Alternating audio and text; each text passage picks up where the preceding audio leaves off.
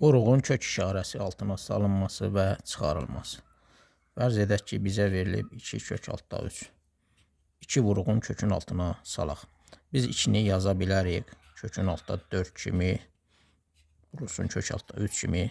Kökün xassəsinə görə bunları biz bir kökün altına yığa bilərik. Nəticə olacaq kökün altında 12. Bu kökün vuruğun kök işarəsi altına salınmasıdır. İndi bu əməliyyatın tərsi də var. Fərz elə ki, kök altda 12 verilib, onu vuruğu kök işarəsi altından çıxartmaq lazım. Yenə də geri qayıdaq. 12-ni 4 vurulsun 3 kimi yazarıq. Köklərə parçalayaq bunu.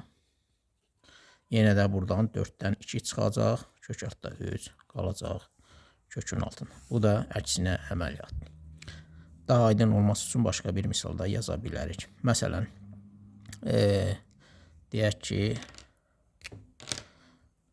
5 kökün altında 4. Vuruğu kök işarəsi altına salaq. 5-i biz yaza bilərik kökün altında 25 kimi. Vurulsun kökün altında 4. Vuruqları bir kökün altına yıxsaq, hasili 100 eləyəcək. Bundan da kök 10 çıxır.